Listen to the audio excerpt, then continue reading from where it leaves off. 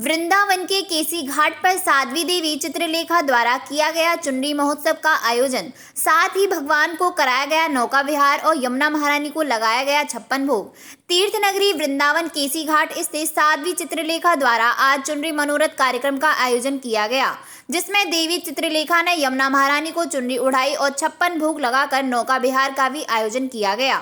वहीं कार्यक्रम के बारे में जानकारी देते हुए देवी चित्रलेखा ने बताया कि कार्तिक मास चल रहा है। अब कार्तिक मास में हम सभी जानते हैं ब्रज धाम और यमुना महारानी का कितना महत्व है, तो उन्हें यमुना महारानी की अर्चना करने के लिए आज हम यहाँ आए हैं, जिसको चुनरी मनोरथ कहते हैं। वस्त्रों के द्वारा उनका शानदार चुनरी मनोरथ का आयोजन हम यहाँ पर आज करेंगे और नौका विहार उत्सव होगा। किया जा रहा है। देखिए, कार्तिक मास चल रहा है और कार्तिक मास में हम सभी जानते हैं ब्रजधाम और यमुना महारानी का कितना महत्व है। तो उन्हीं यमुना महारानी की अर्चना करने के लिए आज हम यहाँ आए हैं, जिसको चुनरी मनोरथ कहते हैं। यानी श्री यमुना महारानी को वस्त्रों के द्वारा उनका श्रृंगार हम यहाँ पर आज करेंगे। ठाकुर जी का नौका विहार भी है, नौका उत्सव होगा। राधे गोविंद और ठाकुर जी पूरी यमुना जी में विहार करेंगे।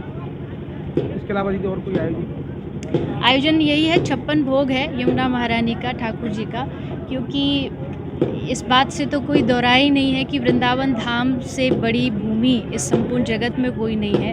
और यमुना महारानी, जैसा हम कहते हैं ना कि आज से 5000 वर्ष पहले ठाकुर जी चले गए स्वरूप से, लेकिन बाद के जो मंदिर बने, आश्रम बने, वो बाद में बने। पर यमुना महारानी ये उसी समय की हैं जब से श्री कृष्ण है। तो साक्षात जो राधा कृष्ण का प्रेम है वही पिघल कर के यमुना महारानी के रूप में वृंदावन में बह रहा है। आज सभी भक्तों के मन में चाहे यमुना का पानी कितना ही प्रदूषित हो, लेकिन वो रहता यमुना महारानी का ही पानी है, बस जल है।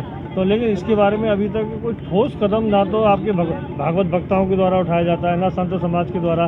केवल थोड़ा बहुत आंदोलन किया, थोड़ा बहुत आपने भागवत में बोल दिया कि शुद्धिकरण होना चाहिए, उसके बाद सब मतलब नहीं रह जाता है। इसके बारे में देखिए, पहली बात तो ये है कि यमुना जी अस्वच्छ हो सकती है लेकिन अपवित्र नहीं हो सकती। यमुना जी की पवित्रता को कोई कभी वो अक्षुण्ण है, इसलिए लोग आते हैं, भले कितनी भी इसमें गंदगी पड़ी हो, लेकिन भाव है।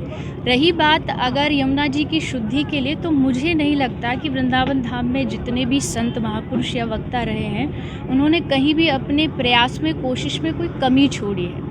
जैसा आपने कहा, कथाओं के माध्यम से तो हम लोग प्रयास करते ही करते हैं, आंदोलन हुए बहुत सारे, लेकिन हम ये भी जानते हैं कि जो सरकार के कुछ नियम होते हैं वो कहने में कुछ और होते और करने में कुछ होते। यात्रा दिल्ली तक गई, पूज्य श्री रमेश बाबा जी महाराज जिसका प्रतिनिधित्व कर रहे थे, वहाँ ये भी कह दिया गया कि शुद्धि होगी, कार्य होंगे, लेकिन उसके बाद फिर उस पर कितना अमल किया गया वो शायद अभी तक देखने को नहीं मिला है। जैसे गाय की बात करें, गाय की रक्षा के लिए हम लोग आवाज़ उठाते, प्रयास करते हैं, तो प्रयास में लगे हुए हैं। ठाकुर जी कृपा करें, संतों का आशीर्वाद हो तो बहुत जल्द यमुना जी शुद्ध। कहाँ से भक्त आए हैं आज? भक्त बहुत जगह से आए हैं, दूर दूर से आए हैं। अपने क्षेत्र के तो है ही, गुड़गांव, दिल्ली, बिहार, और मुख्य रूप से इस आयोजन की जो यजमान हैं वो अमेरिका से एक माता जी हैं, चंद्रिका माता जी, उनके द्वारा इसका संपूर्ण आयोजन, उनका भाव था और फिर ये आ रहा है।